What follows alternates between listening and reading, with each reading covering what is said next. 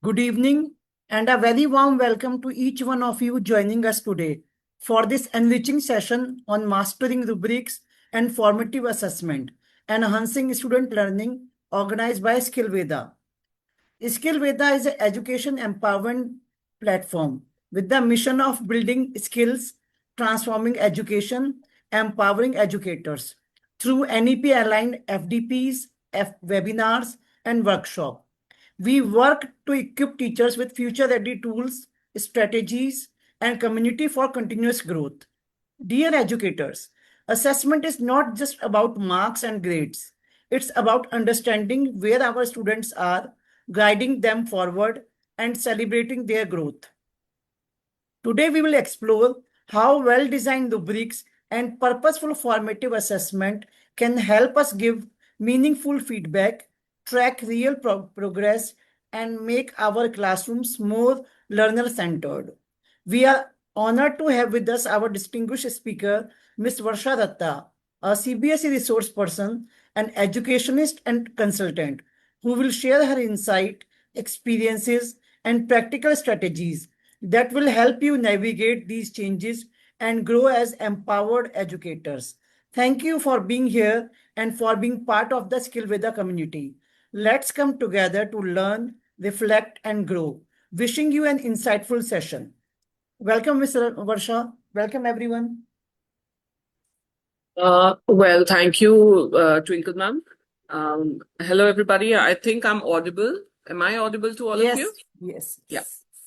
Ma'am has already given a lot of introduction of mine, so I would not like to go ahead and let you know who I am. But today I'm your host for this program, and probably we'll be having a same journey together, and we'll learn together what assessments are.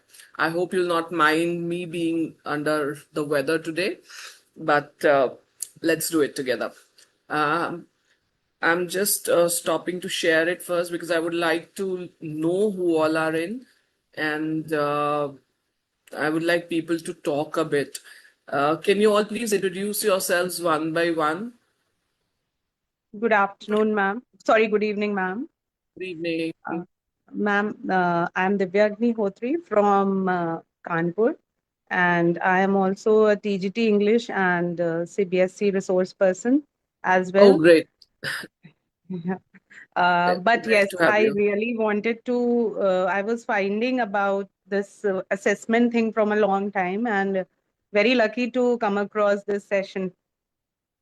Oh, it's great to have you, yeah. Thank you, ma'am. Anyone else? I mean, thank you so much. Thank you so much for being in the group. I would like everyone to come up one by one and introduce, please.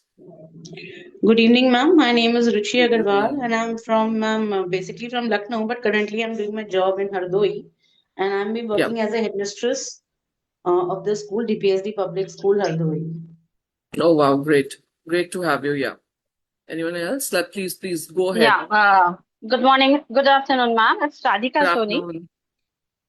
from Vadodara, Rajput, Vadodara, Gujarat. Great. Currently working as a coordinator here.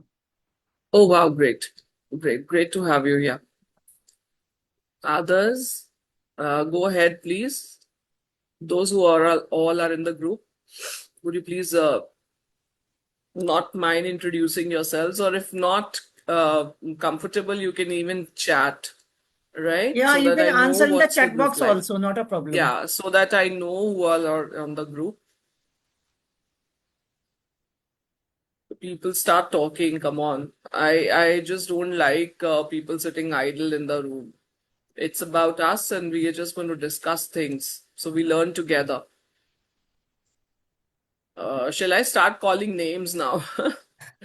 𝗠𝘀𝘀𝗃𝗵𝗵 ji, we can start with the session. In between, they can. Yeah, No? I hope Yeah. they'll do that. Yes. I hope they'll do that. Yeah. I'm just doing that, and yeah, they are writing in the chat box. They are people have started please keep writing replying in chat box. Yeah, We will read. Please replying in the chat box, because I love to have sessions which are very interactive. Otherwise, it's of no use, doing it.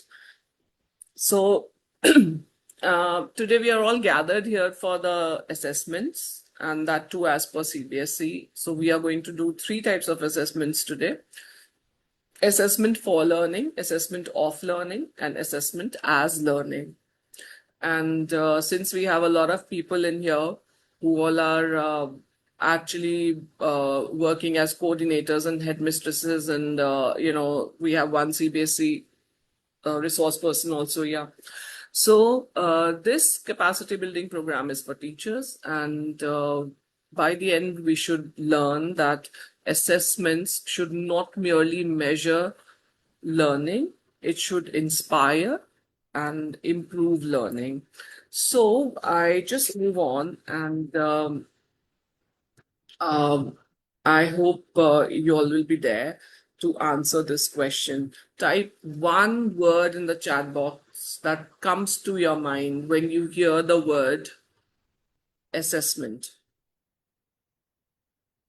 Few I have already given here, but I hope you'll be very honest and answer what comes in your mind. Let me see what you all are answering.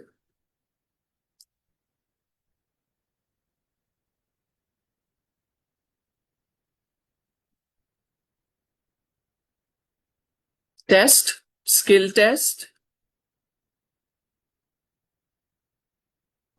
evaluation. Others, what do you think? What is assessment? Go ahead, keep on chatting and tell me what is the one word that comes to your mind when I say assessment. Come on, group. Thank you, Mitali, for answering this. Evaluation. Then Divya says tests and skill test. Okay, wonderful. Holistic development. This is something which is very interesting. Suchita says evaluation. Yeah, go ahead. Wonderful. Good answers coming. Okay. So the one word that most of you have chosen is evaluation. And the other word is test, right? But you have not mentioned what are you testing. Anyways, we go ahead. Okay, there's one more answer there. Diagnostic. Great. So let's go ahead and talk. Now see, when we say assessments, so most of us, at the back of the mind, we have testing. It is all actually related to the marks, okay? But now I give you one more question here, which is a poll, which we are not opening here, but you can answer in the chat box. So, which statement best describes assessment? What do you think? Which is the best statement to describe assessment as per you?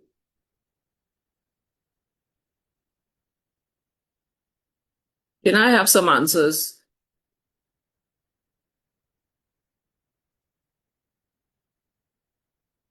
Wonderful. Wonderful. I've got 2 answers and both are right. Generally, it is about, it's C. It is to gather evidences and the areas of improvement. So somebody is saying B also, it's about measuring learning at the end of the chapter. Okay, do we have another answers? Great. So most of you are right when you say it's C, right? It is about gathering evidences to improve learning. Measuring happens every day when you're doing it. It's not about measuring what kind of a learning has happened at the end of the chapter, right? So we move ahead and we start it from here. So what is the objective of today's workshop? So by the end of today's session, we'll be able to explain all 3 kinds of assessments, that is assessment for learning, assessment of learning, and assessment as learning. We'll be able to differentiate between formative and summative assessments. We'll also be able to design competency-based questions. We'll prepare simple rubrics, and obviously we'll have to understand what constructive feedbacks means. So we just go ahead and start with the assessments. Why are assessments important? Now, what do you all think? This is still something which I have written, but you have to tell me. I mean, please come on and let's talk. What do you think? Why is it important to assess a child? Why are assessments important? Let's talk. Come To on. check how much he knows, how much we have taught him in simple language, in Yeah. a layman's language. Ma'am, to know his strengths and weaknesses. Strength and weaknesses. Good, Ruchi. Ma'am, It's a great. Yeah. Ma'am, so that the child is also able to analyze their own learning, what they So, have learned. So, with the marks that you allot a child, the progress report card that you give to the child, how is the child able to understand that what has he done? Like, Divya. Ma'am, the report card is holistic, so, and there are several sections in which we divide it. So So, Divya, not every school is doing the holistic report card, I think, right now. But anyways, yeah, that's a tedious task to do. But anyways, I mean, it's a good answer. Yeah. Anything else you want to share, Divya? No, ma'am, that's fine. Yeah. Radhika, ma'am, would you like to say something? There are other people also. I just want to know, what do you mean? Why is it important to assess a child? Come on, let's talk. See, I'm not that well today. Still, I am speaking. You all should speak. Come on. You're Yeah, teachers. hello, ma'am. May Yes, I? please. Yes. Yes, Mithali. Yeah, ma'am. It also helps us to identify the gaps, like if the child is weak in a specific area or topic, and where Very he is nice. struggling. So it allows for timely intervention before small misunderstandings turns into a major gap. Yes, yes, that's the thing. That's the thing. It's actually very important for us to understand why, assessments are important. And we're just going to talk about that today. Nasi, it is important for monitoring the progress, right? It's not about just giving marks to a student at the end of the every lesson, or at the actually doing those 4 assessments that are prescribed by CBSE. It's not about that. It is about monitoring the progress of the child. It helps you track the student's learning and identify the strengths and areas of improvement. It improves your teaching as well. So it acts as, for us, it acts as a feedback of the way we are teaching. See, suppose if we just go and just act as a postman and deliver whatever we have, and we just don't look into it, whether the child has understood or not, whether there has been an improvement or not, if the child has actually gotten into your class, and where he was, and from there whether he has improved or not. So the entrance level of the child, and when he exits to your class, is it the same? If it's not the same, then my teaching needs improvement. So it provides us a feedback that helps teachers to refine strategies. Suppose if I'm teaching in one strategy, and suppose I am not able, if the child is not performing, so it's not only the child's fault, it's our fault also. It can also happen that we'll have to refine our strategies, change strategies, and teach in a different manner, right? So, it also, the assessments also help us improve our teaching techniques, right? And assessments are not, just to put the students in spot, right? It is also important to understand that it supports the learners. Assessments are to support learners. It is not to put them into a spot and certify them in a manner that yes, this is an A category student, it's a B category student, it's a C category student. We can't do that. Only you have to understand that whenever we are assessing, it is to identify their learning needs, offer timely support for their for their individual growth. And yes, obviously, because that's our education system, we have to certify their achievements. If they are able, whatever they're achieving at the end, you have to certify that. And that's your progress card. That's where the numbers come. So that is actually validating learning and recognizing achievements of, of what the child has learned. I hope I'm clear till here.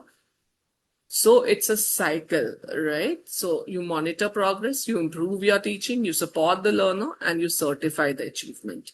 I hope I'm clear till here. Shall we move? Shall Yes, we move ma'am. ahead? Yeah, okay. So what are the changes that have come? Earlier, what used to happen? We used to teach in a class. At the end, we used to take a test. And then we used to allot some numbers, and our work was done, and we used to say that we have evaluated the child, right? What was the child doing? The child was actually mugging up whatever you've taught, and he was just vomiting on the paper what was taught to him, right?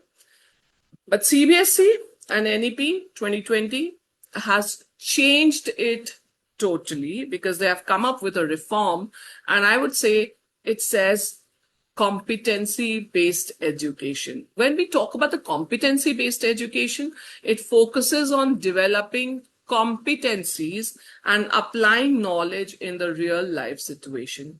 Whatever you're teaching, dear, whatever you're teaching, if the child is not able to apply it in the real life, it's of no use. Do you all agree? If you agree, give me a thumbs up. Yeah. Can I get some virtual thumbs ups there? Wonderful. So the point here is that, if actually, you see, if the child is not able to apply what he has learned, it is actually of no use, right? So CBSE has now shifted its focus from learning to competency-based, from mugging up, from remembering to competency-based education. So it focuses on the developing the competencies to apply knowledge in the real life. I hope I'm clear with the competency-based education. Now moving up to the holistic development. Many of you say holistic development, sorry, and many of you say, you said holistic report card. Right, you say 360-degree report card. We say holistic development. We say overall development. But what is it? It is actually nurturing cognitive, social, emotional, ethical, and physical development of every learner. Cognitive is your mind. Okay? So there has to be a social development, mental development, emotional and ethical development, and the physical development of every learner, as per his health and his, as per his health and, his skills, or his competencies, I would say. But the thing is that everybody has to develop in his own manner. Next is, CBSE says that assessments should be continuous, right? When I say an ongoing or inclusive assessment, it means that assessment should happen every day. But it doesn't mean that you're going to take a paper every day to class and judge the child, right? So assessments should be ongoing. It should be accessible to everybody. It should be fair and supportive of all the learners, including those with diverse needs. When I say people with diverse needs, you know that there are different kinds of learners, right? Now, when I say different types of learners, not all the fingers in your hands are similar or the same size. Not all the learners in the class would have the same skill sets. So we have to understand that when we are assessing and we are doing an ongoing or continuous assessment, we have to support the needs of all the learners. I hope I am clear till here. Is there any problem to anybody, ma'am. or you want to come up with, you have some idea or you want to talk about it? You're free to get in and talk. Now, next is very important, which is feedback driven learning. It's not that 4 times in a year you're just going to give a report card to the child and you're done, your work is done. It's not about that. It's about giving timely feedback. Now, constructive feedback is also a very important thing, and empowering the learners to reflect and improve and grow. Now, you have to understand, let's talk about constructive feedback. What do you think? What does it mean? Let's talk. Come up on the camera and talk to me and tell me, what do you mean by constructive feedback? Constructive feedback is that sometimes the child is not able to appear for the exams, but we should not go with the negative things. Yes, Radhika, but does that make it constructive? If it's a continuous thing, if the child is not sitting or taking up a test, what do you feel? I mean, it's not about taking up a test only, right? But it should not, constructive should, it should be clear, but not in the negative way. So, yeah. Yeah, great. You're getting near to it. Anybody else? Ma'am, I think it should be very helpful and specific. It should aim at least for the improvement. Like if any So do presentation you think is given. that, okay, sorry, I have disturbed you in between, but do you think that it's about,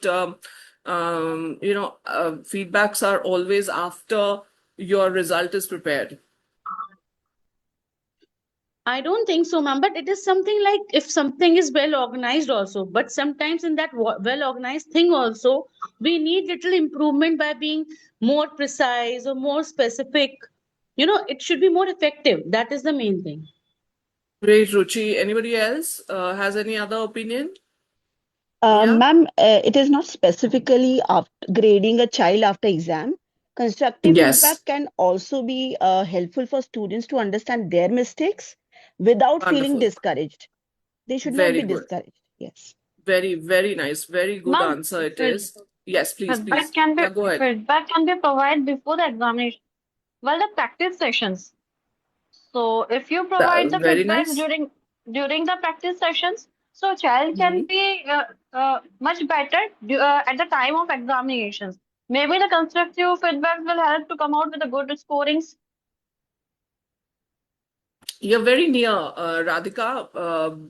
Great going. You're very near to it. Anybody else want to share anything else about constructive feedback? Let's talk. Come on. When you talk, I feel good. I get more material to talk to you. Come on. You're also triggering my mind to talk. Come on. Anybody else? No. Anyways, let's talk about the constructive feedback. You see, there's a way of giving feedback to the child. It doesn't mean that you're not going to say anything negative. See, when I say feedbacks can be positive or negative both, right? You might not like me talking right now, or maybe you're not satisfied, but as per human etiquettes, we are not going to say on your face that it's not good. How do we actually do it? It's called a sandwich method, right? You start with praising. In between, you put your, the negatives. I would say I didn't want to use the word negative. And then whatever your, observations are. And then after, what you do is that you end it with a positive note. So that is called a constructive feedback. Like suppose if the child is not, has not done well, is bad at spellings. So you'll not just go and tell the child that, oh, you're not done well, it's too bad, you should have learnt your spellings, right? The best way of doing it is that you tell the child, see, in your paper, you have performed well in, suppose, writing section. You know that the child constructs very beautiful sentences. Tell the child that you have done very beautiful sentences. Tell the child that you have done good sentences. Also then tell the child that the area of improvement in your paper or whatever you're doing is the spellings, right? If you improve on spellings, you can score well. And then leave it here with a positive note that the child knows that the areas in which improvement is needed. So I hope you have understood what constructive feedback means. Constructive feedback means that you have to be very positive while showing the child his negative side. So that's called constructive feedback. I hope you have understood it. Yes, Can I get ma'am. thumbs ups? Wow, great. So, okay, there are some people are writing something in the chat too. Let's see what you all have written. Okay, it's the only thumbs ups. Great. So, this is what CBSE has changed. So, feedback is important. So, first of all, competency-based education is important. Next, holistic development, when I say, so nurturing cognitive, social, emotional, ethical, and physical development of every child is important. Continuous assessment is important. So it's not that you're only going to take pen paper tests. When you're taking classes, in the same time, you can also do your assessments. Most of us know formative assessments, and formative assessments are the assessments when I say that assessment is an ongoing thing, right? And yes, feedbacks are very, very important. If you don't actually give a feedback to a child, there'll be no progress, right? So I'm just moving on from here and see the shifts that have happened.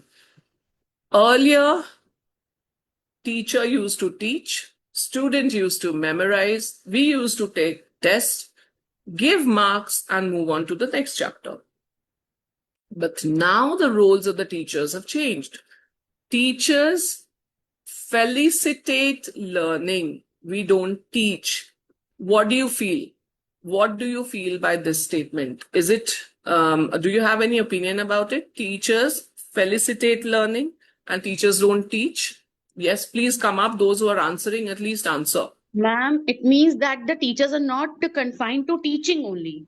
They are facilitating the students regarding everything. Like when we're talking about experiential learning, it is not bookish, it is not only rote memory method, or we are confined to textbooks or notebooks. We are Wonderful. confined to everything around us, ourselves, like surroundings also they are taking up. That is the main thing. Great. Anybody else? Any opinion? Any other opinion I can hear? When I say teachers felicitate, they don't teach anymore. See, the point here, what I want to bring out is that most of the knowledge is available to the students on a click, right? Am I correct with that? Yeah? Yes. So when I say that everything that we are teaching or we have taught to the children is actually available to them, just a click away. So do we act as teachers anymore? Is it that whatever you go and take to the class is only correct? Or there can't be another way of teaching it? No. The point here is that everything is available to the learner, nowadays. So what we exactly do is that we just act as agents to make them learn what objectives that we have set for them in the class. Like suppose when I go to a class, I have an objective set. Okay, there's something which is coming. Astha is writing. If a student wants to learn, he can go to YouTube for video lectures, but they need to figure out the problems and its exact solution. We need to filter out the solution that is important to them as per need. Yes. Yes. Mitali is also saying teachers act as guide, mentor, felicitator, who set up environments where students can explore concept independently. It's a felicitator role. Yes. It's no more teaching. It's no more teaching. It is more about being a felicitator. Now, when I say being a felicitator, you have to act as an agent to help the child to learn. It's not that you take your material only and teach them, right? Because the children can acquire the knowledge from anywhere, right? And yes, rightly said that most of the children only learn from YouTube nowadays. But it's not that. Children are getting very smarter with AI coming in. They know Notebook LM. They can just put everything in there and they can get all the notes, all the mind maps, everything explained to them. So what is my role now? My role is to just be with them. Make them understand what is right and what is wrong. Just filter, act as a filter paper, right?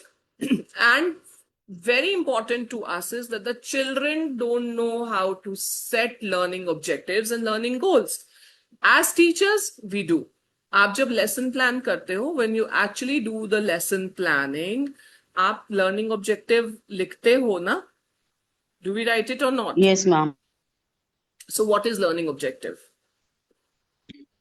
Ma'am, learning objectives are objectives which we have to get at the end of the chapter. Like if any chapter is having any particular concept, the objective should be that the child should recognize about that chapter. They should identify those things which we are telling them. All the concept what we are talking about Bloom's taxonomy, that is the main thing.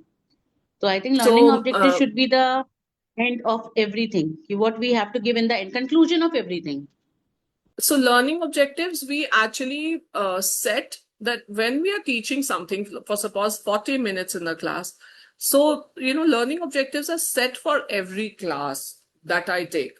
That means that after every 40 minutes, I have made an objective and that's clear and it should be very clear to the children also that today when we are doing it, by the end of this class, we'll be able to do all this. Like suppose if you're teaching nouns in there, the child will be able to recognize nouns around. So your teaching is done then. If the child is not able to recognize the nouns, that means your teaching has to improve. Am I right, Ruchi, when I say that? Yes, ma'am. I can even say like we are giving ourselves a task that today this task has to be fulfilled at the end of the period. And now the task is not fulfilled and fulfilled. That is our thing. Very nice. So that's the thing. We have to understand this, that, it is not only for the children, it's a task for the teacher as well. So learning objectives are very important. When I say we have to be felicitators, we have to be hand holders for the children so that, we accompany them in their journey of learning, right? Now, when I act as a felicitator, as an agent, what do children do? If you see, the role of children has changed. Earlier, the children used to memorize. Now, what will they do? They will investigate. Okay? They are going to research. They are going to find out. They're just, because it's a generation that's very curious. It's far ahead than us. So it's very important for us to understand and realize that we have to maintain their interest in the classroom. If you're not going ahead with them, they might lose interest in the classroom and they might not, take interest at all in what you're teaching. So this is an hyperactive generation. Do you agree to that? Most of us will be facing the problems. Most of us, will see that there's 1 or 2, 3 children who will not sit in the class. You're teaching, they'll be moving around. Does that happen to you? Yes, ma'am. We call them disturbing elements of the class. You call them disturbing elements, but then you see they might have a different style of learning. So that's what we have to understand as teachers. We have to learn that every learner is a different learner, is a different person, and might have a different way of learning.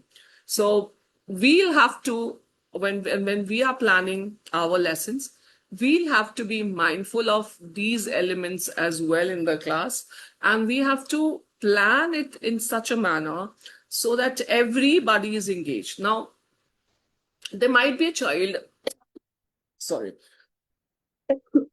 there might be a child who is actually, who's a kinesthetic. Kinesthetic means somebody who learns by moving around. So you have to understand that have we actually catered his needs? Have we actually, when we are planning the lesson, have we actually kept it in mind that there might be some learners who like to move around? Do we have any activity like that to do in the classroom? If not, obviously we'll call them disturbing elements, right, Ruchi? Similarly, there will be people who learn by watching, so there must be some element in the classroom every day where you have a small clip to teach them, or some role play or something like that. Some people learn with audio. हमने भी बचपन में जब पढ़ाई करी है तो most of the times what we say, music चला के पढ़ते हैं, है ना? People have an habit of listening to music and then studying. That way they say that they're able to concentrate more. So you have to realize this, that there are different kinds of learners, and we have to give them equal opportunities in the classroom to flourish. So we have to understand that when teachers act as facilitators, students investigate, they discuss, they reflect, and then they apply the knowledge. And we just don't take test, okay? We, testing and marking is important, but for the day-to-day learning, assessment throughout the learning, whether the child has investigated properly or not, whether the child has, participated in discussions or not, is he able to reflect the idea? Is he able to apply what he has learned? And if we are able to see all this, we'll be able to assess throughout the class, and that's called a continuous assessment, right? And then we'll be able to give the feedback to the child, and yes, then improvement happens. If we don't do it, then we are still in the past era where teacher teaches, students memorize, they come for the test, we give them the marks, and we move on to the next chapter. So we as teachers have to move from teaching to testing to learning to growing. This is the transformation that we are looking at. From teaching to testing to learning to growing. So if you actually understand the difference between the two, you'll be able to understand that what kind of transformation is needed. I hope I'm clear till here. Anybody has to discuss anything? You want to talk about something? Is it? You don't want to talk? Great. We move ahead. So what's the difference? Traditionally, if you actually see it, there was recall. Now there is application. There was rote learning traditionally. हम 4 question रटते थे और answer लिखते थे. But now it is about critical thinking. There was only one correct answer. But now there can be, if you are asking a competency-based question, there could be multiple approaches, right?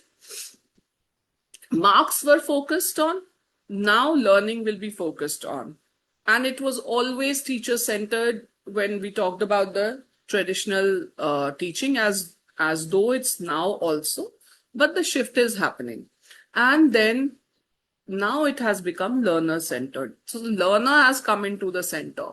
There was a written test, and that was the only evidence. But now we have multiple evidences. When somebody in here said, 360-degree report card. Can anybody explain what a 360-degree report card is, and how are you actually utilizing it in your schools? Let's talk. Ruchi, can you please talk about it? Mithali ma'am, can you please talk about it a bit?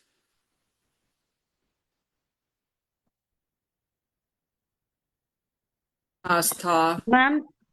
Ma'am, 360-degree report card is the holistic student assessment. Like, it is something when we are focusing about self-assessment also, the teachers also assessing him, peer feedbacks, like what the friends are thinking about the child or something like that. Even parents' feedback, like what is the behavior of the child at home, how he's responding at home, what he's learning at home. Then even the activity-based assessment, like everything is getting carried. Key areas are these only academic also, how he's communicating, creativity. 360 degrees called because all the things are being covered in that particular report card. We can say, like holistic is said, we can say it as a 360-degree report card also. Yeah, you're very right. But I am just asking that how is it that you're applying it in the classroom? How Astha ma'am, can you please come up and talk? I mean, it's okay. I don't want you all to come on the camera, but at least we can talk. How is it that we are utilizing this 360-degree report card? Sorry, ma'am. Actually, I'm traveling. That is what you were on chat. No, it's okay. It's okay. I mean, anybody else? I mean, I just want you all to talk. See, the point is that I'm not teaching you anything. I am also a teacher, and I just want. Yeah, I think we should talk, and it's whatever problems do we have or we face in the classroom, it is also it'll only get a solution when you talk. If you don't talk and you're just here for the certificate, it's of no use, I say. We are all learners, and we're lifelong learners. If you see my logo, it says a teacher learner. So you have to be a lifelong learner. Come on, let's talk. What do you say when I say a 360-degree report card? I mean, do you think that it's a tedious thing for teachers to do? Can I get a thumbs up if you feel so? Yeah. Not exactly, ma'am, because the parents are also involved in this. The peer feedback is also included. So I don't think it is only the teacher's sole responsibility in the 360-degree report card. And there are multiple domains of development which is evaluated, like cognitive, as you told, psychomotor, where the physical development, sports is included, health and well-being is included, art and practical skills are also included. So I don't think it is a tedious task for the teacher. Anybody else want to say something else about it? I mean, or you have any other opinion about we it? can just take particular area, then that particular areas we can take all of us, like teachers can be there, self-assessment can be, the peers can be included, like if it particular is communication, right? In communication, everybody have to provide their feedback, and according to that we can assess it. Like if I'm giving communication a particular area, then a teacher can be stating her statement, then the parents feedback can be right over there. So I mean, all the areas are So covered. is it that the feedback is actually coming from the parent and you are just copying it down in the in the report card, or is it that it is being written by the teachers itself? Ma'am, written by teachers, because the report card which is being prepared, that is no doubt being prepared by the teachers only. But the particular assessment is given by the parents in different form. Like if we are providing the guardians, like very frankly, like in PTMs, we always provide Yeah, feedback forms to the guardians. obviously. Like they can Yeah. write over there, right? So from that, even we can, get that particular assessment of the parents. And we can, provide it in 360-degree report card also. But yeah, definitely that question arises. It is being provided by the guardian only, but the teachers are writing in the report card. No, That it's is not that. I mean, yeah, I mean, obviously that the school will have to take it up and then do it for the yes, but the thing is for coming the. from parents only. But have we ever provided parents that a rubric about it, that whatever you're asking for, do we actually give a rubric to the parent that these are Ma'am, the we areas you're going provide to judge? actually in PTMs also, and even ma'am, we do parents meetup in which we call limited number of roll numbers, and we provide them a feedback form that rubrics are maintained over there. That which Okay. part of, like, about even about the management also, about the teachers also, about the child's behavior at home also. He's doing homework at home. We do that parents meetup only through the roll numbers. Only 10 Oh, guardians are called for particular class.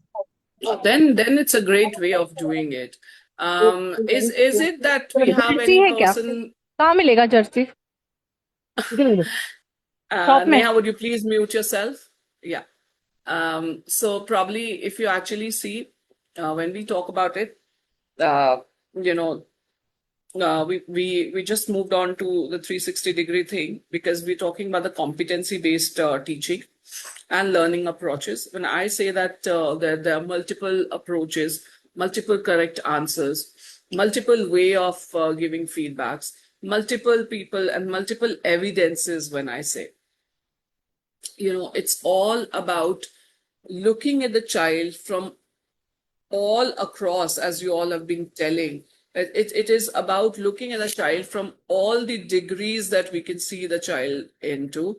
But when I say a 360-degree report card, it can also act as a portfolio for the child, from the place where he entered your school, and at that time, what competencies were there in the child, and when he is moving out from your class, what competencies he has developed. And this report card can also be transferred to the teacher of the other class, the higher class that he is moving on to, so that you can create a full journey of the child's progress. Do you agree to that?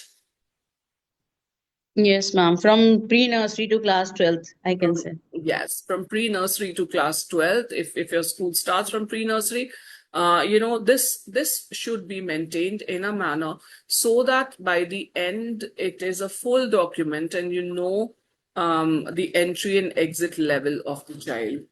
I hope I'm clear till here. And like suppose when I say, and now let's talk about the competency-based questions. Earlier, when I say, I would put a direct question. Like here, I've given an example of what is photosynthesis. If I say what is photosynthesis, what will the child do? He or she will only answer the mugged up definition that we have given it to them, right? Are you with me when I say what is photosynthesis? So जो उसने याद किया होगा, photosynthesis is a process by which the plants make food with the help of sunlight and the carbon dioxide and whatever it is. The child is just going to mug it up and just write it down on the paper. Sampada, you want to say something? Okay. So what child would do is the child would just just come up with a of sorry. Lanita, will you please yeah. Everyone, please mute yourself. Yeah, just when you want to speak, then only you switch on your mic, right? So if I say photosynthesis, if I ask a question, what is photosynthesis? What will the child do? He or she will just come up with a same answer or the same definition that we have taught. But when I say a plant is kept in a dark room for 1 week and it begins to wilt, explain why. Which question do you think will develop deeper thinking? Now, I What want do an you answer need? from your side. What do a plant needs to grow? I think. So if you look into these two questions that are given, one is a very traditional question when I say what is photosynthesis. Another one is a question when I say a plant is kept in dark room for few weeks and it becomes it begins to wilt. Explain why. Which question, which version of the question you think is more competitive and will give more food of thought to the child? The competency-based. The competency-based, Yes. Ithali. Can you Yes. please explain, Ithali, to everybody why do you think so, and what are the answers that you expect from the child when the second one is used? Yeah, because ma'am, the student cannot solely rely on rote memorization. And they must take the knowledge of photosynthesis, apply it to a real life scenario, and then logically explain the cause and effect. Yeah. So this actually makes it, you're actually judging whether the child is able to apply the knowledge or not. Right? So what as teachers we need to do is that we need to shift from the traditional art of questioning that we were taught to the competency thing, so that you know how much of the understanding has happened with the child and there are lesser chances of cheating as well. Do you agree? There's somebody also chatting and writing too. Who's this person? Okay, Suchita, do you agree what I say too? That competency-based questions are going to, as Mithali ma'am also said, that they're going to increase the level of understanding and the level of application of the knowledge. What do you say? Okay, great. So you see, as teachers, we also need to shift from the traditional methods to the competency-based methods. So let's quickly, I would just want you all to frame 1 or 2 questions of your choice, of any of your subjects or any of your topics you want to do. Tell me one traditional question, and how are you actually going to change it into a competency-based question? Come on, let's talk. I mean, that's a work that I've given to you. So, once you're done, just come up with your questions. I'm giving you 2 minutes to think. One traditional question in your mind, how are you going to change it into a competency-based question?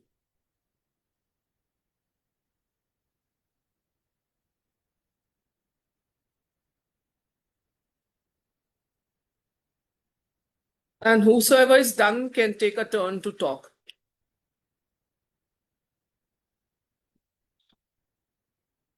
Suchita ma'am, do you have anything in mind? Mithali ma'am? Chi? Radhika? Neerja ma'am? Divya ma'am? There's Darshana.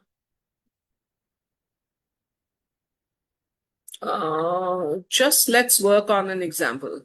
One example I've already given you. Can we just make a question? Can we just transform a traditional question into a competency-based question? Ma'am, yeah. Hello. Yeah, please. Ma'am, though it is not related to my subject, social science, but it is related to EVS, the same plants and No, all. it's okay. So Okay. the traditional question we can frame is, what are the main parts of a plant? Okay, the Yes. student will simply list out like roots, stem, leaves, flowers, and they will go on. And it can be changed into a competency-based question, like in a story way, like let's say Rohan accidentally cut off the roots of a potato, or a potted potato plant, or sorry, not potato doesn't, potted tomato plant while repotting it, and few days later the plant started drying up.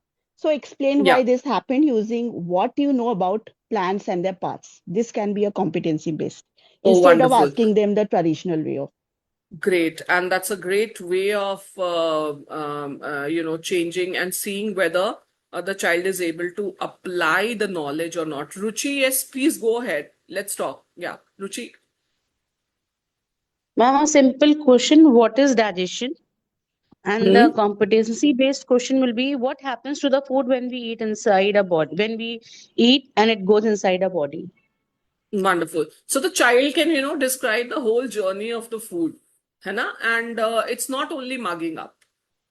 Right. Suchita ma'am, you're very right. It's a very well-framed question when you said that, the child accidentally cuts the roots and, the plant starts to die off, and what may be the reason. Wonderful. So when Ruchi and Suchita ma'am say that, Mitali, sorry. When you say, when you actually framed these questions, what we have done is that we have not asked the child just to mug up something and just answer, but we can check whether the child has actually understood the concept or not. And that's what we are all going to do in the classroom to judge whether the learning has happened or not. We are not focusing on marks anymore.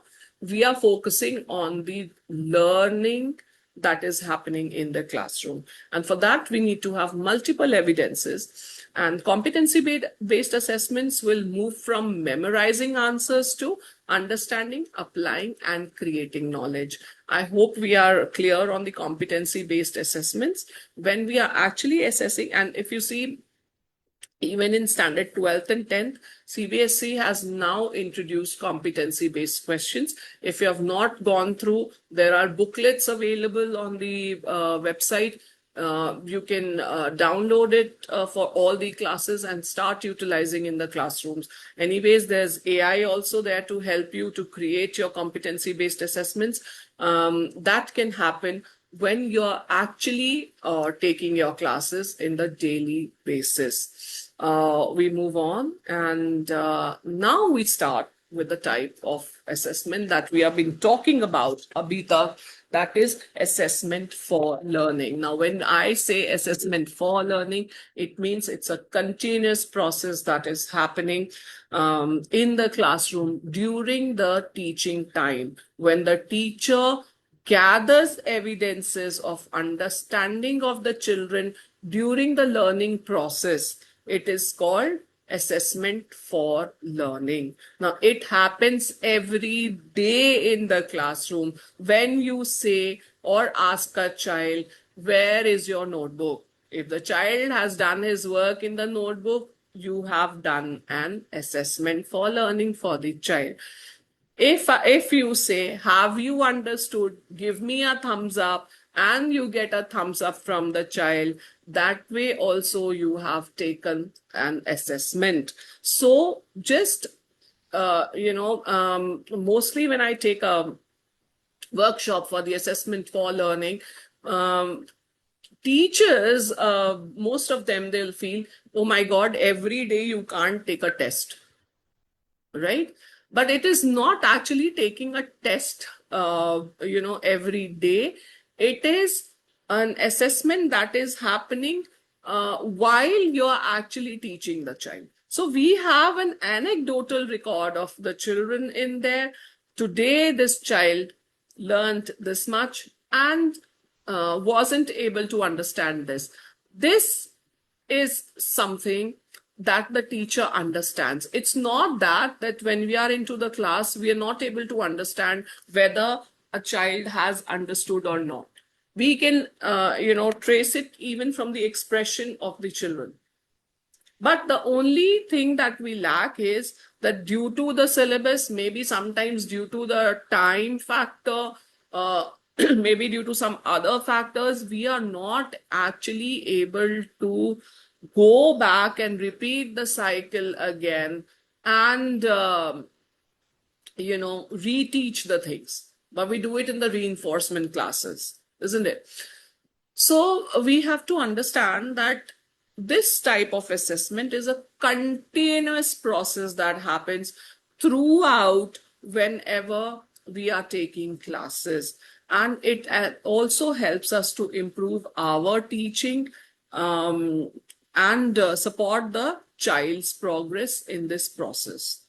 Okay, so the purpose of learning for assessment that we call formative assessment is, now understand, formative assessment and assessment for learning are the same, right? So it improves learning, it provides feedback, it modifies instruction,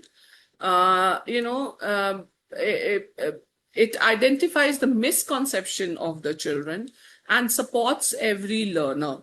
So its characteristics, it's a low stake thing. यहाँ पर आपको marks नहीं देने. You just don't have to give marks for everything that the child is doing, right? But you're going to judge the journey of his learning. This is how there'll be an improvement in the learning.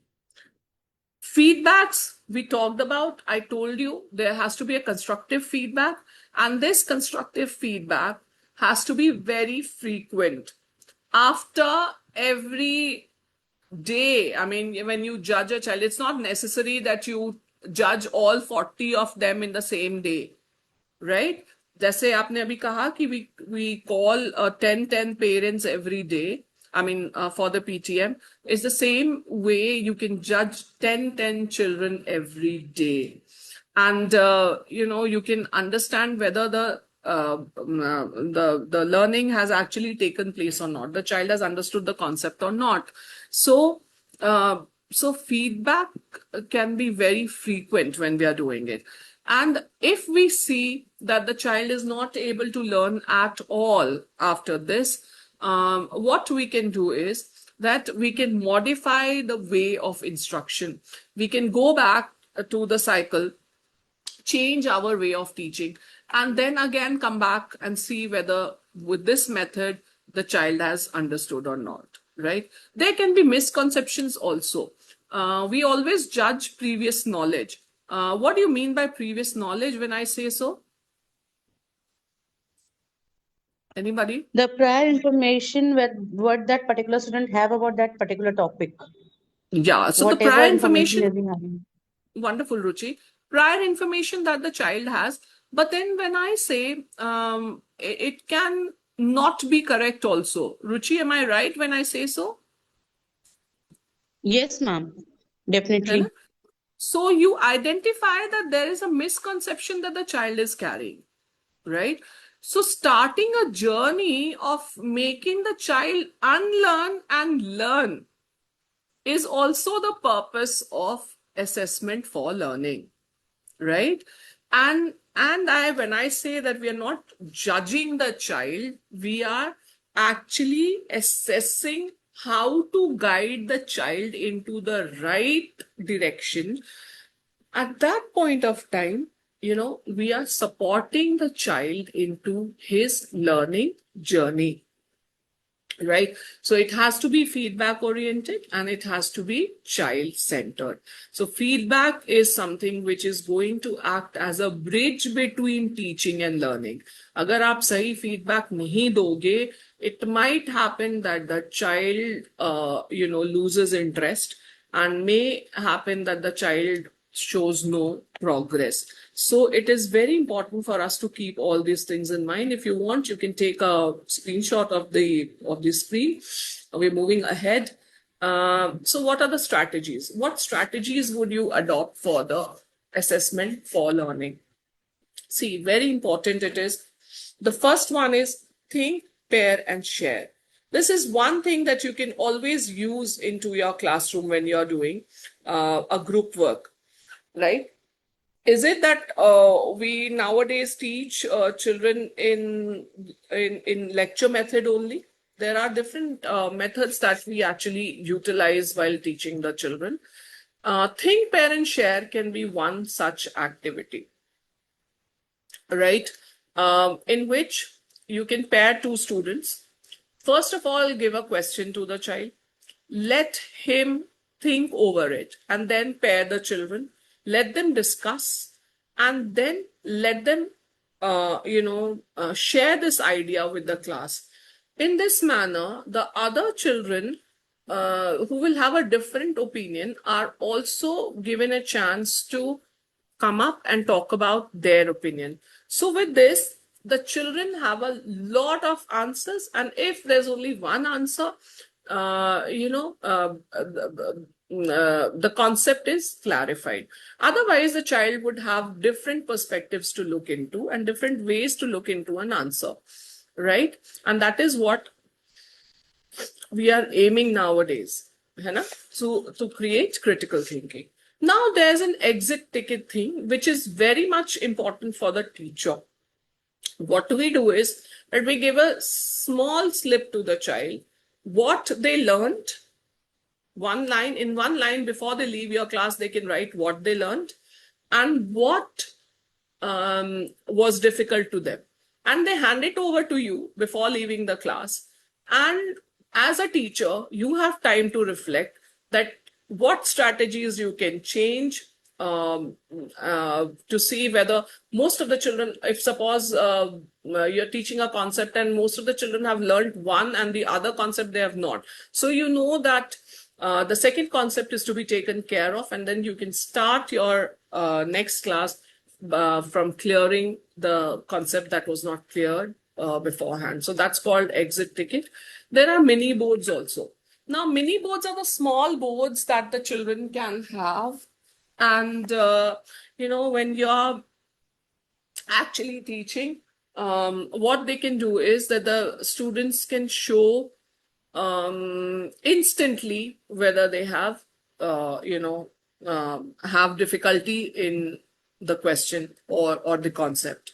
Then there is oral questioning. That this we have been doing throughout. हम बीच-बीच में बच्चों से पूछते रहते हैं, isn't it? So oral questioning can also help you assess the child for learning, whether the learning is happening or not. There can be quick polls also where आप हाथ खड़ा करने के लिए बच्चे को कह सकते हो. You can gather the So you can gather the responses and you can realize whether the concept was clear to the child or not. Then you can observe the classroom. The body language speaks. When I told you in the beginning also that we know whether the child is understanding or not, or whether he is faking it or is just making it. ऐसा होता है ना, we know it. बच्चा एक बार तो हाँ जी ma'am कह देता है, जी पता है ma'am, understood ma'am, but you know that the child has not understood. Does that happen to you? So that observation is also very important. We can have quizzes. There are n number of applications available online, from Socrative to quizzes itself, AI generated quizzes. You can have quiz in the classroom. We can also have traffic lights. If the student shows you a red card, that means the child has not understood. If the child shows you the green card, that means the child has understood. If the child shows you the yellow card, that means that he has understood a bit of it and still needs help. So that we can have. We can also have peer discussions. Now, it is very important for us to understand that it's not the traditional way of teaching at all. We have to make group teaching our, we have to bring it into our methods of teaching. So give group work to the children where they're able to discuss and then come up with the answers. Like I told you, think, pair, and share. TPS is also a very important method of doing assessment for learning. Then when we say concept mapping, generally हम क्या करते हैं, हम खुद ही mind map दे देते हैं बच्चे को. है ना? But if what do you think, that if the child makes the mind map for us and you check it, will you not be able to understand whether the concept is clear to the child or not? Huh? So it is very important that we, rather than we providing the children the concept maps, let them make the concept maps on their own and we judge it, right? That can also be a very good way of assessing for learning. Then there are question stems. The way we did it, the competency-based questions. If you give more competency-based questions in the classroom, the more you will understand whether the child's concept is clear or not. Then there's a quick write. That is, you just give a prompt to the child and the child writes or shares a response. And that way you will also understand whether the learning has happened or not, right? So these small checks will have a big impact in the classroom, and you will assess the understanding, and you will also assess your method of teaching, and you will learn to grow, right? And I hope I'm clear till here. Is there anything anybody wants to talk about? Am I clear? Yes, ma'am. Okay, thank you so much, Ruchi. We're just moving ahead. So what are the strategies? We have talked about the strategies, and these are just examples that are being shown on the screen. For English, the pause, if I say article writing, I can give clues and then check whether the child is able to actually build it or not. So topic is importance of reading. Article writing, write an article on joy of reading. There's a difference when I twist the question, right? So how does it work? Teachers ask students write only introduction. Now, just ask the student to write an introduction from there. You just check it immediately, and there's a discussion that happens in the classroom. And at that point of time, the teacher is able to, when the introduction is written, you know what the child is thinking. And this is the time when you can actually give them the right feedback, and the mistakes are corrected at an early stage. So this is one way of doing it. This is just an example that I gave you. So just tell them to write an introduction. When they write it, you immediately check it. There is audience, that is your class peers, and you can check whether the basic sentences are correct, or is there any grammatical mistake. You can give the feedback instantly, and then the child rewrites and improves it. So this is one way of doing assessment for learning. Okay, so the mistakes are corrected early, not at the end of the article. The confidence improves with the child, and the learning also improves, and he is able to reflect that what improvements are to be needed in the article that the child is writing. I'm just moving ahead with it. This was just an example for you. Now we're moving to assessment of learning. Now, this assessment we have been doing throughout. हम सारा time ये assessments करते रहे हैं, और we all know it very well. It's a formal assessment. Assessment for learning is not a formal assessment. Assessment of learning is a formal assessment where we actually judge and give marks to the child, and it evaluates what students have learned at the end of the academic year, or the end of the unit term, or the term, or at the end of the unit. It measures the achievements against predetermined learning outcomes. So the point is that every year we know that if the child is able to write this much, he is going to, out of 5, is going to get 2, 3, or 1. Okay, or 5 out of 5. So that's how we have been judging the children. And this, sorry, this summative assessment is known as assessment of learning. What is the purpose of summative assessment? The purpose is certifying the achievement. Whatever the child has done throughout the year, you're just certifying that yes, he has been able to score 60%, 50%, 20%, 100%, 90%, whatever are our benchmarks that we have set, whether the child is able to attain that or not. Then we are able to award grades and marks. We are able to award the progress report. We are able to determine whether the promotions can be done or not. If the child is not able to perform, we keep them in the lower grade itself. You evaluate the curriculum effectiveness through summative assessments. Now, these are summatives, these are formals, these are graded, conducted after learning, when the learning has happened. But assessment for learning happens throughout the learning journey, and it is used for reporting. Examples, half-yearly test, annual examinations, your practical examinations, your board examinations, your unit tests, maybe your Monday test that you take.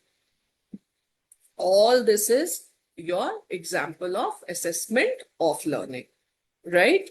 And assessment of learning, I hope it is clear with you. Summative assessments we all have been doing, so we know it. Now,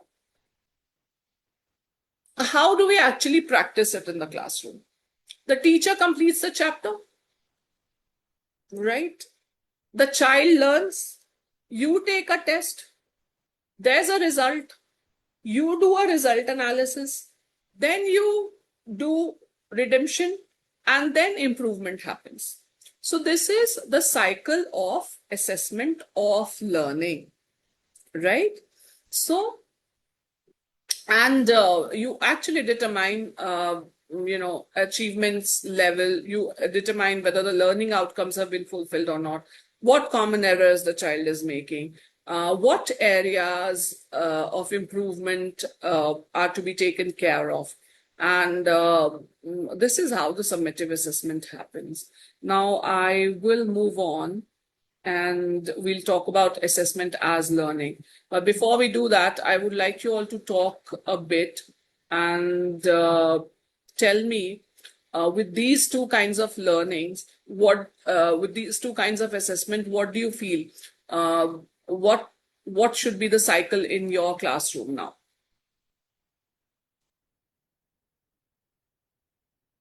Anybody? Are you all there? Am I the only person who's speaking? Yes. Yeah. No, Everyone is here, don't worry. Yes, ma'am.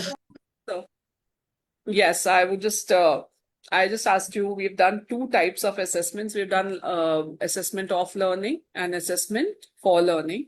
What do you think? Which one is better? And are both important? Or is it that we can switch to only one? Anyone? Ma'am, I think both goes together only, because if we are going to switch over one only, so the thing should not be completed what we want exactly. Like what we are talking about continuous assessment. Yeah. Both should be over there, because the learning which we are doing, like whatever we said for like summative, formative, we are taking unit tests, that is something else. But continuous assessment, what we are talking about, it is off learning. So both has to be there, though they both go together. Both go together. And okay, there are people who are writing in chat also. Twinkle, can we see it? Yeah. Ma'am, one is used during instruction to check the understanding, and the other is conducted after learning. So After learning. yes, so both are important. So both are very important. Both go hand in hand. One is, as Mithali ma'am said, that it is something that happens when I say assessment for learning, it happens during the teaching. And, assessment of learning happens after the teaching has taken place. That both are actually assessing the child's learning. Yes, Kausar ma'am says both. Shubhangi, both are essential. Nirja ma'am says both are essential. Very good. I mean, I hope I was able to tell you. I mean, I was able to teach you that both are very important. So that makes me a good teacher. Anyways, I'm just praising myself there. Anyways, we're just moving ahead and Varsha ji, we are running out of the time. If we can start, do the activity which you were telling, na? Yeah, I'll just do that. Just give me one more slide to explain Yeah, as please. learning. Because And activity then will take we- also time, na? That's why I am saying. we will do the rubrics because I want them to make rubrics. Yeah, right? yeah. Okay. So assessment as learning, it is a peer learning thing, right? As a teacher, we are doing 2 assessments, right? Now, I want you all to talk. Now, come up, everybody, because we're running out of time and we need to work together now. So, assessment as learning is the assessment by the peers, right? It can be merged with the assessment for learning. So, here, the peer group also judges whether the learning has happened or not, or even I judge myself. It's called a self-assessment thing, whether I have been able to learn or not. And for doing this, when I say the self-assessment, I need to have a proper rubric to check whether, if I am able to do this much, whether I stand on what place, right? So it needs an important thing, which is called rubric, right? So when I say assessment as learning improves students to monitor, evaluate, and regulate their own learning, right? It is student-centered, it is reflective, it is also continuous, so it can be a part of assessment for learning. It is goal-oriented, and it is a self-assessment thing. So self-assessment, and for I can write my journals, which can be checked by the teacher. When I say that I had a difficulty in understanding this concept, what did I learn? What challenged me? And what will I improve? That's my journal. So this is the way I am actually judging myself. And then I set a goal as a student. So this is for the student. It is not for the teacher. So it is assessment as learning when the learning is happening. Because we are running out of time, you can take a screenshot and we can discuss it afterwards. We will be sending the recording in the group, so they are fine with that actually. Okay. So I have already told you that when I say assessment as learning, self-assessment, peer assessment, reflective journals, goal settings, learning logs, and portfolios are important, right? And we just move on and right. So when we compare all 3 of them, assessment for learning improves learning, assessment of learning measures learning, and assessment as learning, it monitors the process of learning, and it happens through students. So 2 are for teachers, assessment for learning and assessment of learning are for the teachers, and assessment as learning is for the students. So when does it happen?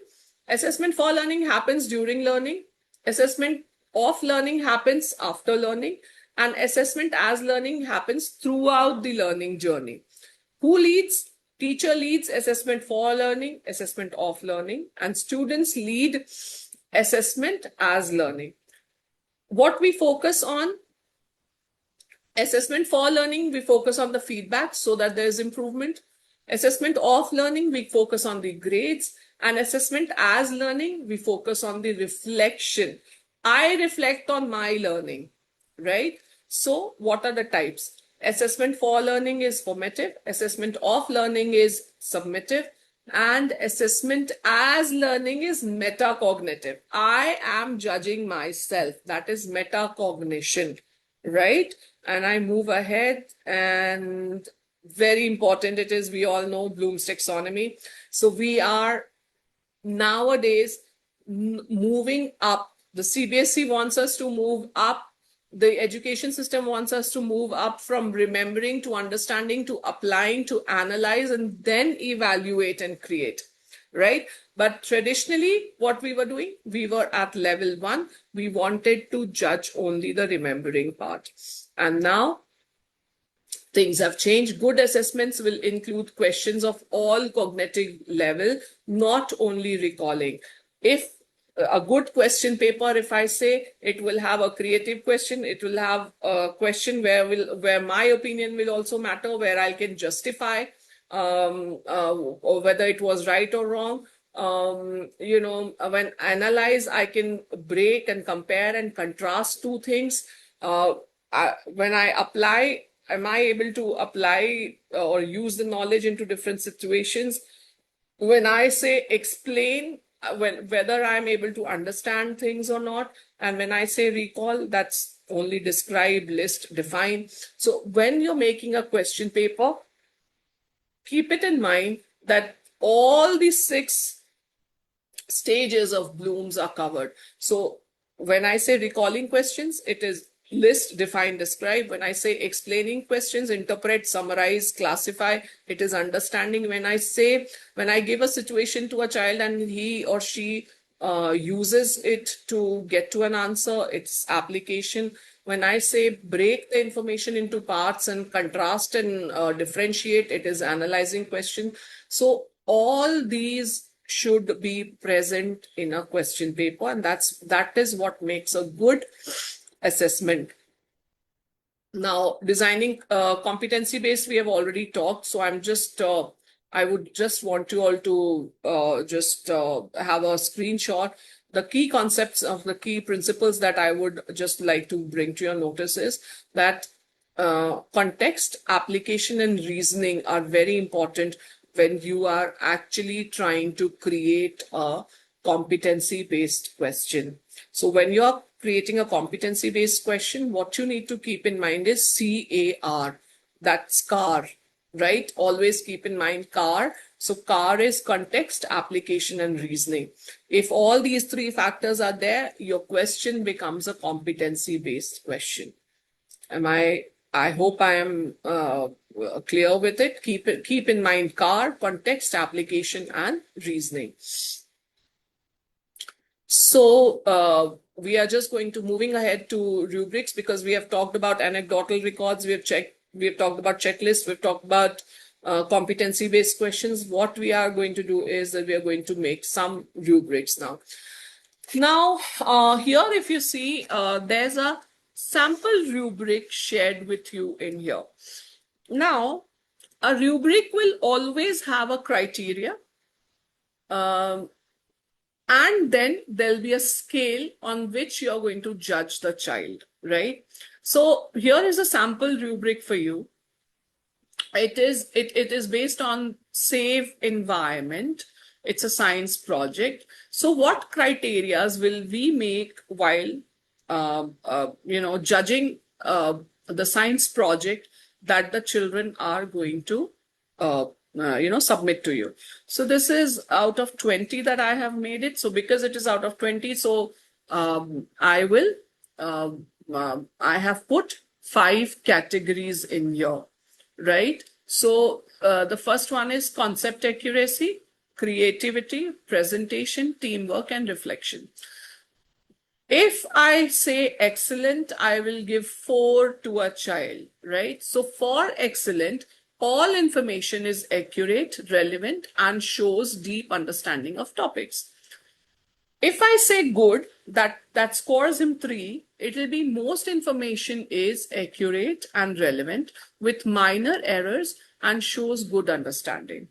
Satisfactory, if I want to judge the child and say that it's a satisfactory work, some information is accurate but lacks relevance and contains several errors. And basic understanding is there. But if the basic understanding is missing, information is mostly inaccurate, I'll give 1 to the child. So this is how we actually we take different criteria and we make different scales on which we are going to judge the child. So this is how the rubric looks like. But one thing you have to keep in mind, that before you actually start judging the child onto the rubrics, The rubrics are to be given to the child beforehand, before he has started making the project. Now, there's an activity for you. On the basis of this slide, I want you all to create a rubric of making cookies. I mean, I think this is going to be the easiest what we can do together. So create an effective rubric of baking good cookies. Twinkle, can we just send them to different rooms if possible, and they can discuss it there? You can take your screenshots. There's We a have to golden create rule. how many breakout rooms? I think there are 28 people. We can create 5.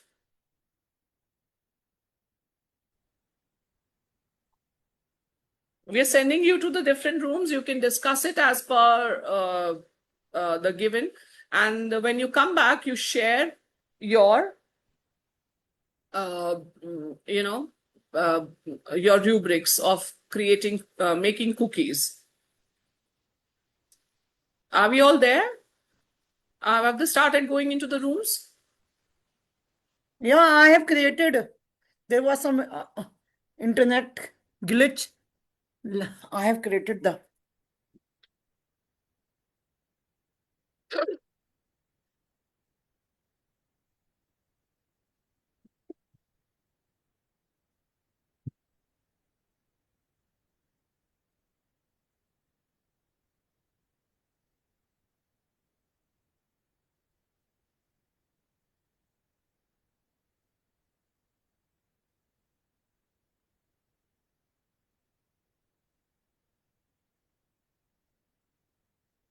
Everybody in the. There are 15 people in here, Abhibi. They're going and coming back. I think we'll have to send them. Let me see what I can do.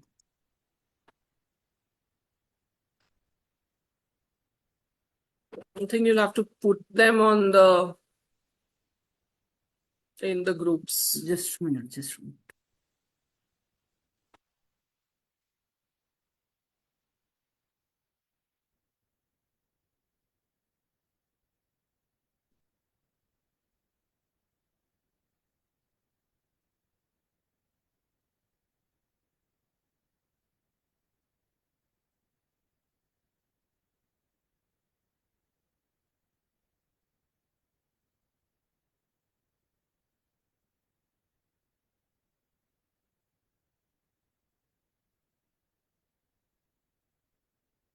Most of them have not gone. Let's see. Twinkle, you will have. I have created all the rights. breakout rooms. I don't know why the people have not joined it till now. Not an issue. You have the rights to move into the different rooms. Just you can get into every room and just check how many of them are there in the room. Like, and are they discussing it or not? Because I don't have the rights to get into it. Yeah, I'm trying that also. Just a minute.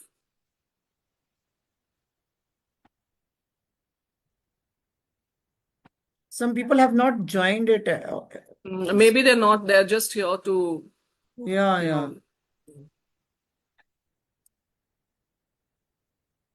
Many have not joined the groups. They have just.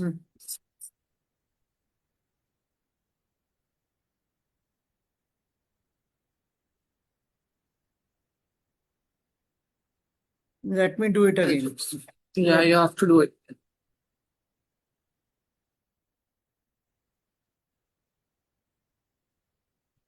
Everybody was there in the breakout rooms?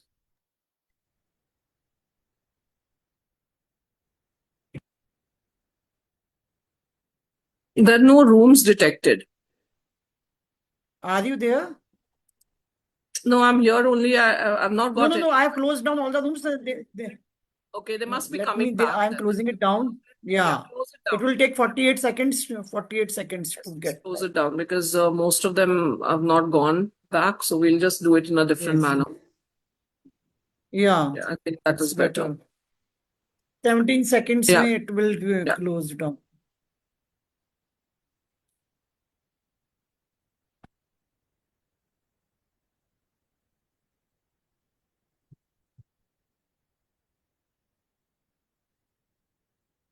Developing. Yeah, they're coming back, I guess. Okay. Yes, all are. All are back.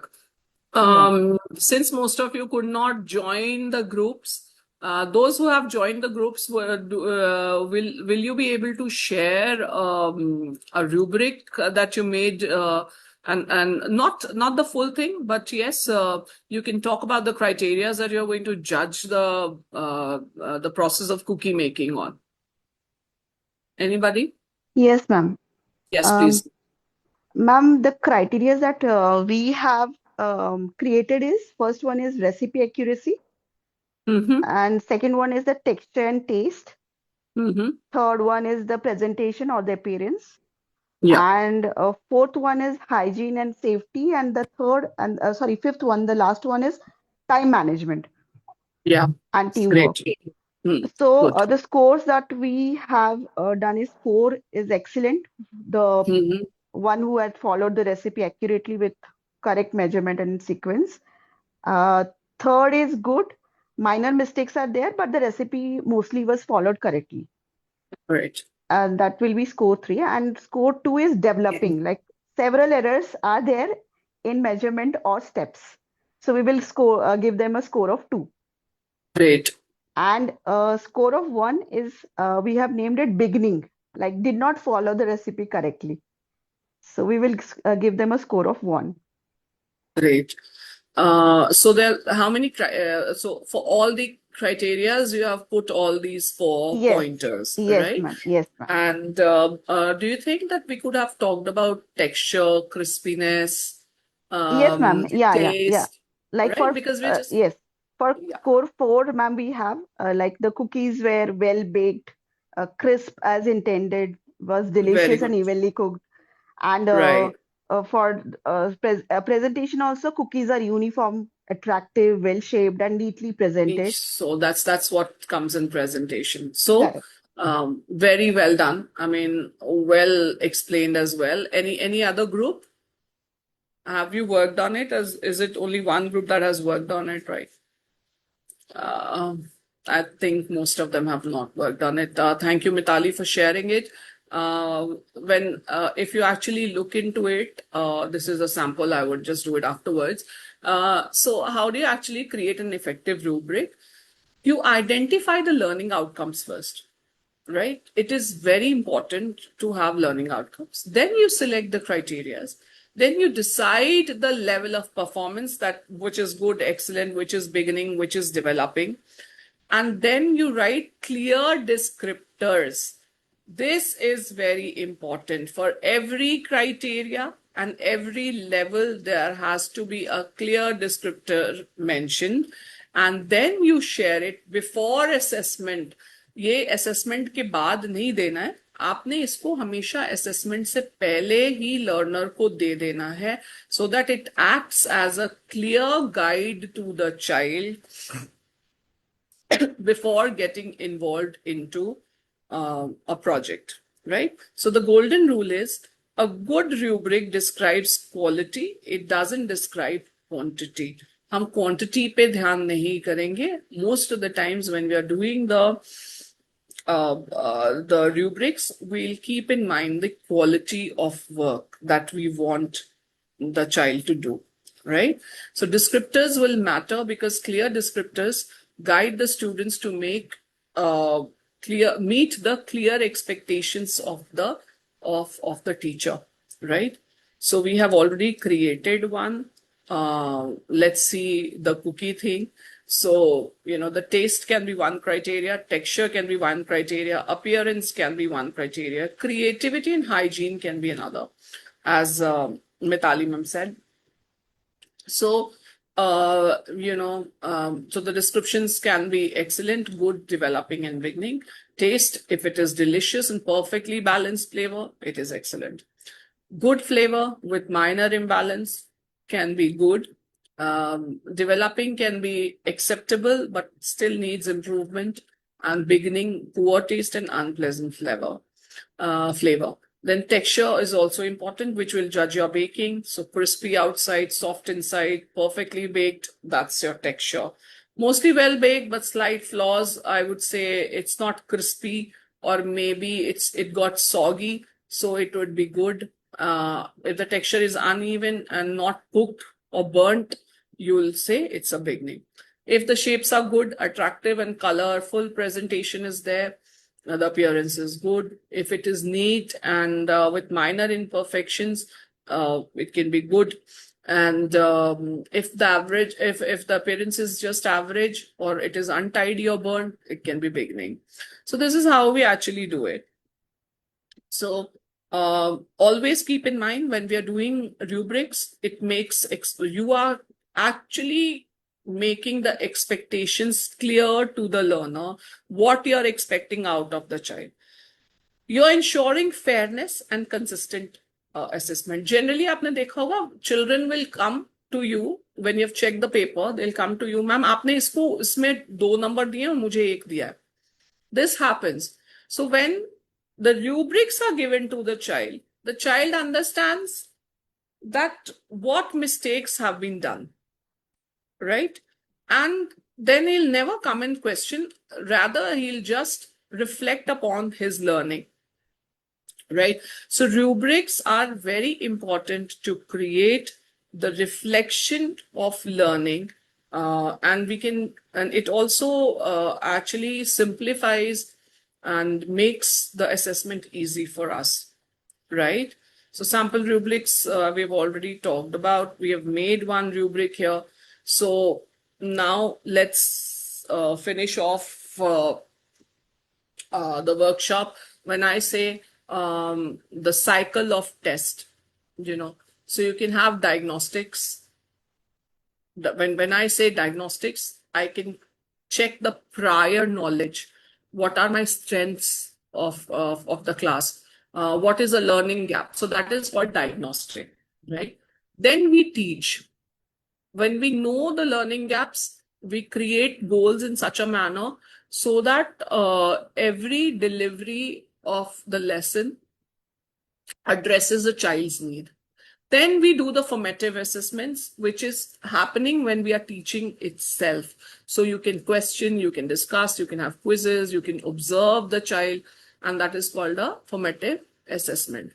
And then redemption happens. Now, when you know what is going good in the classroom and where the child is not able to understand, you start doing the remedials. You do remediation. You change your strategy. So you change the activities and you simplify it for the children. So after formative feedback, the remediation happens, and then you actually do the summative assessments. After summative assessments, reflections are important, which we call analysis. And then again, the cycle continues. This is the sample classroom cycle of assessment, which the teacher should always keep in mind. This cycle ensures that assessment and instructions work hand in hand and support the growth of every child. So today's takeaway are: assessment should be meaningful, it should be competency-based, it should be continuous, and it should be learner-centered. It should be meaningful. Again, I'm telling, it should be meaningful, competency-based, it should be continuous, it should be learner-centered, and it should focus on holistic development of the child. So when all these things come together, the classrooms transform and it empowers the learners for life. It's not only for the judgment or the marks, it's making children ready for life. So thank you very much, all of you. And I hope, I was able to justify what I was trying to tell you. Thanks for being here. Twinkle, are you there? Ma'am, Yeah. Twinkle? Any Thank you so much, questions? ma'am. Yeah, I am here. Am I audible? Varsha, am I audible? Yes. Okay. Yeah, any questions from anyone? Any suggestions? Any experience you want to share with You us? should also give me a feedback. Wo feedback form is sent in the group, so please fill up the mandatory feedback form. For the timing, if you have any query, any questions, please go ahead. Do you have Ma'am, no anything to questions, share? but it was too informative. And very frankly, I was very much confused about the rubrics statuses, like what basically the rubrics can be given through what headings or what basically the things can be taken. It is clear today, ma'am. Thank you so much, ma'am. Thank you. Thank you so much, Ruchi, for saying that. Anyone else? Would you like to share everyone. something? Thank you, Varsha, for such an Thank insightful you. session. Yeah. Yeah. I hope it's done. Mithali ji and, has written I in the think- chat box. Oh, thank you so much, Mithali, for that feedback. Yeah. Thank you so much. Thank you, everyone, for such a motivating things. Yeah. Thank you, everyone, for joining us. Thank you, Varsha ji, Thank you for being your there. time and efforts. Thank you. Yeah. Thank you. Thank you. Bye.